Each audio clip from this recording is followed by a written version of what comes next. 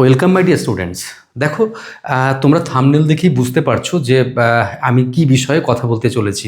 আমি আজকে এই ভিডিও করছি এখানে, ঠিক আছে, কিন্তু বিশেষ করে যে বিষয়টার উপর জোর দেবো, বিভিন্ন বয়সের মানুষজন কিন্তু এই পরীক্ষা দেবে।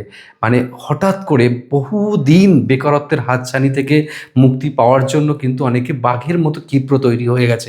সেখান থেকে নিজেদের কিভাবে মোটিভেট করে পারফর্ম করবে সে বিষয়েই তোমাদের কথা বলবো। কত সিট আছে, মন্ত্রী মহাশয় কত বলেছেন সব জেনে গেছি। ফর্ম খুব তাড়াতাড়ি বেরোচ্ছে সেটা জেনে গেছি। রেজিস্ট্রেশন ব্যাপারে সেটাও তোমাদের তথ্য জানা আছে। আমি সেই বিশেষ কথাগুলো বলবো, সাথে আর একটা ইনফরমেশন দেবো যে তপবন স্টাডি সেন্টারে একটা এই রিলেটেড ব্যাচ শুরু হচ্ছে, স্পেশালি শুধু পঞ্চায়েত। কারণ এত ডিমান্ড ছিল ব্যাচটার, আমাদের না করে পারলাম না। আর যারা রানিং স্টুডেন্ট আমাদের তপবন স্টাডি সেন্টারে, তাদের এই ব্যাচটা আলাদা করে নেওয়ার কোনো দরকারই নেই। আর সেই ব্যাচটার ফিজ মাত্র রাখা হয়েছে 599। সব বিষয় সেখানে পড়ানো, বিশিষ্ট স্যার ম্যাডামরা পড়াবেন, সে বিষয়ে আমি যাচ্ছি না। প্রথমে যেটা যাব সেটা হচ্ছে যে এই সিট চাকরি পেতে গেলে সিট যা হোক, কিন্তু একটা প্রস্তুতির ধরন তোমাকে তৈরি করতে হবে।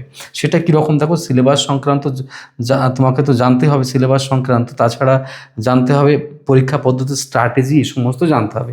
তো এবার আমি যেটা বলবো সেটা, এই বিভিন্ন বয়সের মানুষজন তো তোমরা পরীক্ষা দেবে, তোমাদের মেন্টালিটি এক এক রকমের, তোমাদের চালচলন, তোমাদের সিস্টেম, তোমরা পড়ার কোয়ালিটি, পড়ানো এসব, কেউ পড়াচ্ছ এখন, কেউ অন্য পেশায় রয়েছে, তারা যা দেবে, এই যে ব্যাপারগুলো, কিন্তু কোশ্চেন তো সবার একই হবে। সেক্ষেত্রে কিভাবে করবে? দেখো, যাদের বয়স 30 বছরের মধ্যে, যাদের বয়স রয়েছে, যারা বয়স 30 বছরের মধ্যে বা 30 বছরের কোঠায় যাদের বয়স আছে, তারা কিভাবে প্রস্তুতি নেবে, সেটাও লাখ টাকার একটা প্রশ্ন। 37 বছরের মধ্যে যারা আছে, 7 বছর, আমি কেন দিচ্ছি এগুলোর পেছনে কারণ আছে। শেষ প্রান্তে যারা অবস্থান করছে, তারাই বা কীভাবে, তাদের ফ্যামিলি হয়ে গেছে, সংসার হয়ে গেছে, তারা কি করবে? তো এই বিষয়ে একটু আলোকপাত করি, তাহলে দেখবে তোমাদের সব কাজে লাগবে। আর সিলেবাস এবং সব মানে A to Z এর ভিডিওর মধ্যে আছে, একটু লং হবে ভিডিওটা। দেখো, 30 বছরের মধ্যে যারা আছো, তারা শুধু পঞ্চায়েতের পেছনে লেগে থেকো না, আমি এটাই বলতে চাই। কেন? তারা বেসিক থেকে অ্যাডভান্স লেভেল অবধি মন দিয়ে সব সাবজেক্ট, যে সব পরীক্ষার জন্য তুমি যোগ্য, সেইগুলো পারফর্ম করার জন্য তৈরি হও। কারণ তুমি হয়তো মেন্সে পাস করে গেলে, রিটেনে ইন্টারভিউতে পেলে না, তখন তোমাকে কিন্তু ব্যর্থতায় ফিরে আসতে হবে।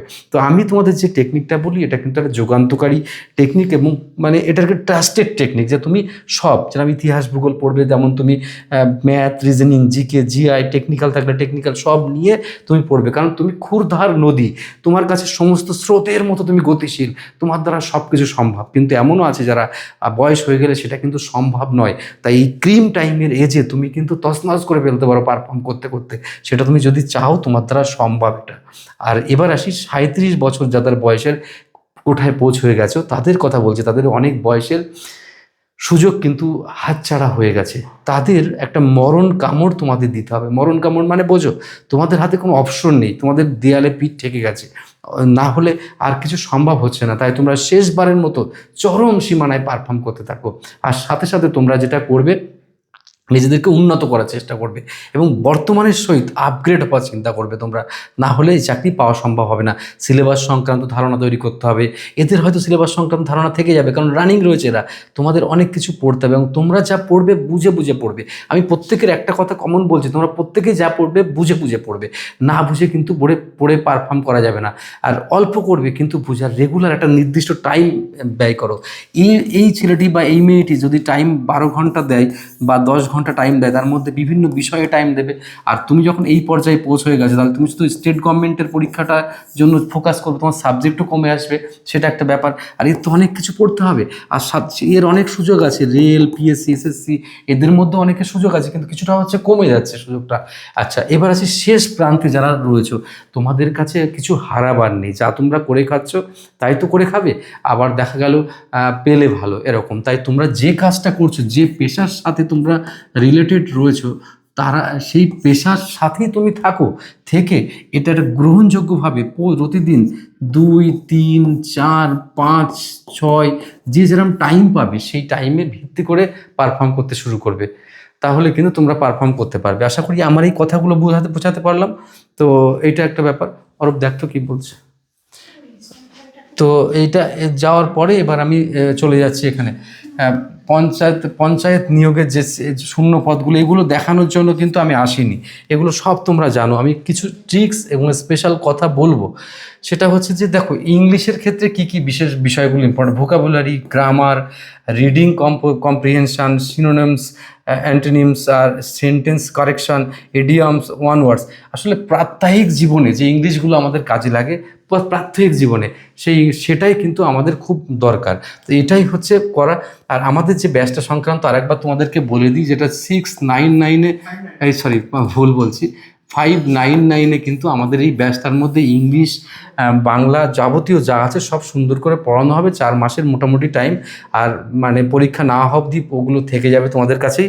তোমরা মন দিয়ে পড়তে পারো, যথেষ্ট পরিমাণ প্র্যাকটিস করাবো তো সুন্দর করে এই সাবজেক্টগুলোকে ভালো করে, এবং সাবজেক্টে কিছু চেঞ্জ হতে পারে সেগুলো আমরা তোমাদেরকে করাবো। ওকে, এবার আমরা চলে আসি দেখো পরের পেজে। বাংলাতে এই প্রাত্যহিক বাংলা যেগুলো আমাদের লাগে, বোধগম্যতা, সাহিত্য, সমার্থক, বিপরীত শব্দ, কিছু চেঞ্জ হবে, এগুলোই যে ঠিক তা নয়, এগুলোর মধ্যে থেকেও কিছু মডিফাই হবে, সেগুলো আমরা ভালো করে করাবো।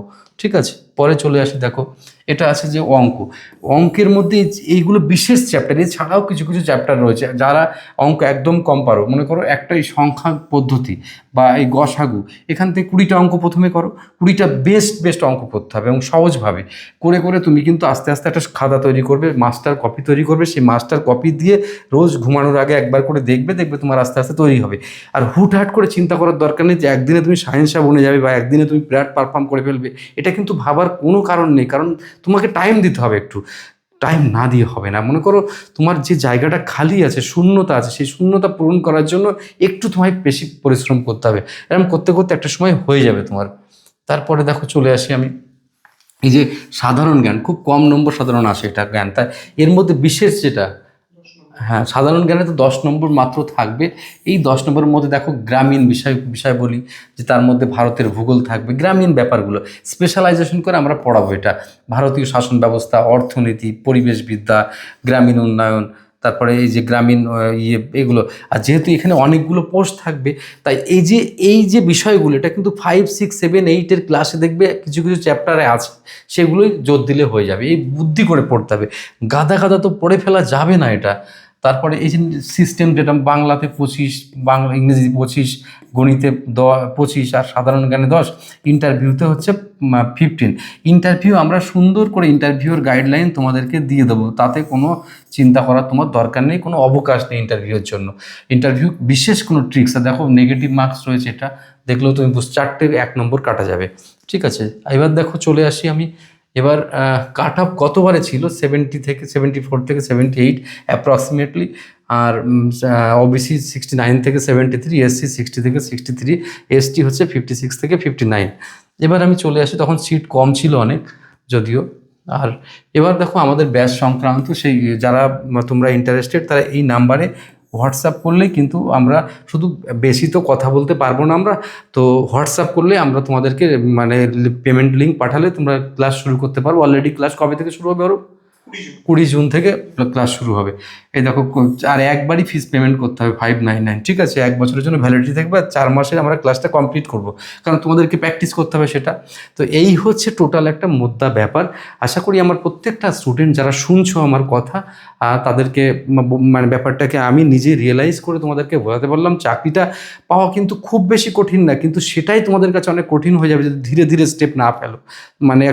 মানে যেহেতু কম্পিটিশান অবশ্যই বেশি এখন বাজারে, কেউ থেমে নেই, সবাই যে যার গতিতে চলছে। কিন্তু তো অবশ্যই একটা এক্সপার্ট ওপিনিয়ন, এক্সপার্ট গাইড দরকার, যারা এই বিষয়ে প্রতিপত্তি, তুমি যেখানেই পড়ো সবাই ভালো পড়াবে, সবাই তারা নিজেদের মতো করে সেরাটুকু দেবে, তোমাদের তা নিয়ে চিন্তা নেই। কিন্তু তোমার যদি মনে হয় তপন স্টাডি সেন্টারের সাথে জুড়ে থাকতে, তাহলে অবশ্যই তোমরা সে কাজটা করতে পারো। তোমাদের অনেক অনেক ভালোবাসা, শুভেচ্ছা। তোমরা জানাও যে তোমাদের কোন বয়সে তোমরা লিড করছো, তাহলে আমি তোমাদের সেই বয়স অনুযায়ী নতুন নতুন ভিডিও ক্রিয়েট করে একটা আপগ্রেডেড সিস্টেম তোমাদের মধ্যে নিয়ে আসবো।